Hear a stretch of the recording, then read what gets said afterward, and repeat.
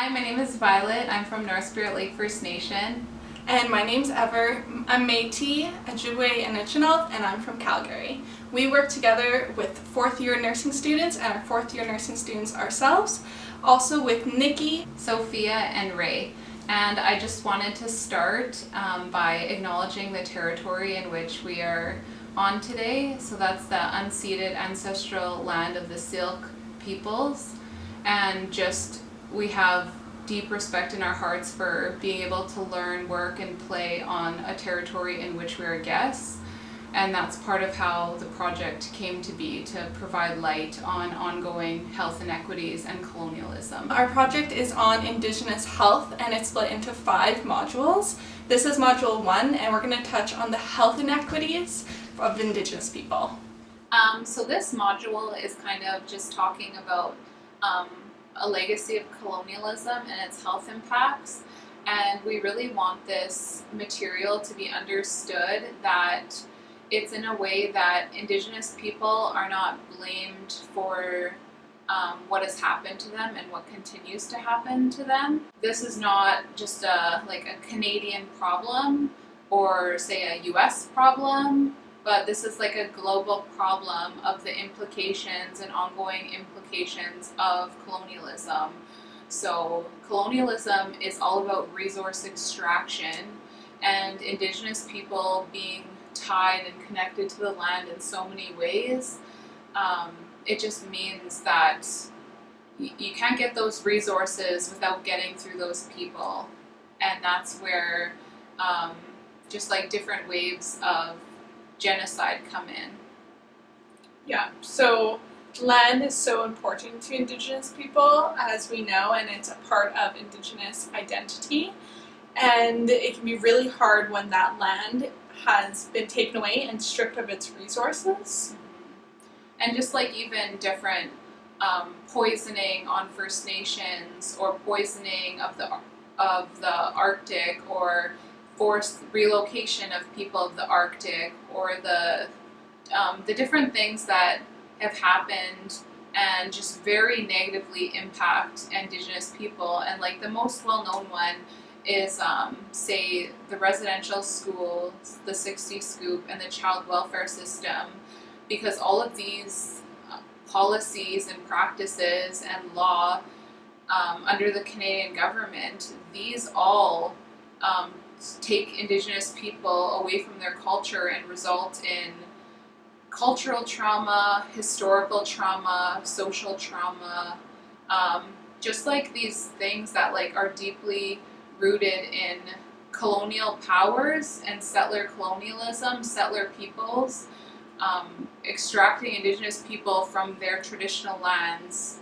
to obtain the resources. Yeah, and this is going to affect the food and the traditional practices to get that food, and food is such a core piece of health. The idea that bannock is a traditional food. It's not a traditional food. It comes from the only things that were provided to cook with, and basically the Indigenous women learned that from these flour and the sort of thing that was rancid, that if they cooked it, they wouldn't get sick. And bannock is actually not that healthy, and we know that there is a prevalence of obesity and diabetes in the Indigenous population.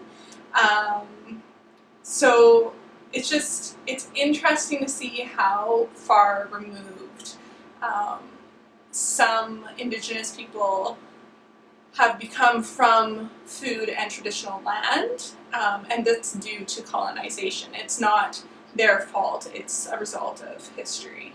And it also, so much of colonization is making it so that the Indigenous people rely on the system that colonization has created, which is consumerism. So now, okay, yes, there might be more poverty due to all these issues that happened, and now people might have to buy junk food or other things, and maybe it's stress eating. Maybe it's just because it's a lot cheaper to eat crappy junk food. Also, if people are having to work multiple jobs, it's a lot easier, a lot more convenient. There's so many things going on, and it's just so important to know that there's such a big picture to it all. Decolonization is not a metaphor. Decolonization is not something we do within these systems. Decolonization is uprooting the system and making it from a perspective that's healthy, not only for people, but for the land, for the water, for everything we're connected to. It is not something we just say and do in, to decolonize our school is to, yes, you include anti-racist policies, yes, you include critical thinking, but that is not decolonization. Decolonization is uprooting the way we think of things from a colonial perspective, from a perspective that's materialistic and individual, and decolonization takes getting out of that colonial mindset to protect the environment, to protect ourselves, to protect our communities. It's just something that I encourage you to ponder, and that decolonization is important. Indigenous peoples' inherent rights and sovereignty is at the utmost important. Decolonization really sets out to change the world and really repatriate what was traditionally Indigenous people's lands for thousands of years. Indigenous people are sovereign, and just to get you thinking about that and like what sovereign means, there's Canada, and there is Indigenous OG Cree, there is Cree, there's all these different forms of Indigenous people. They are sovereign, they are the same standing as Canada, and they existed before Canada. So what decolonization really means is land back. What decolonization means is addressing the climate crisis. What decolonization means is ending resource extraction and standing with Indigenous people who are at the front lines, standing up for their inherent rights to the salmon, to the water, to saying no to the pipelines. These are forms of decolonization, but decolonization does not exist when people just use it to say, oh, we decolonized to put in artwork that is Indigenous. That is not decolonization. Decolonization is framing everything with Indigenous science, Indigenous knowledge, Indigenous wisdom. And if in your own mind right now you were thinking, oh, Indigenous people, they don't really know, then you decolonize that, because that's colonialism coming out when Indigenous people, Indigenous values, and worldview exist to protect the land and exist within it in a way that doesn't harm it. And if you're Indigenous yourself and you don't feel connected to your culture, or the wisdom that comes with that, that's okay too, because that is a result of colonization, and if you are in any way able to connect with your culture, that is amazing.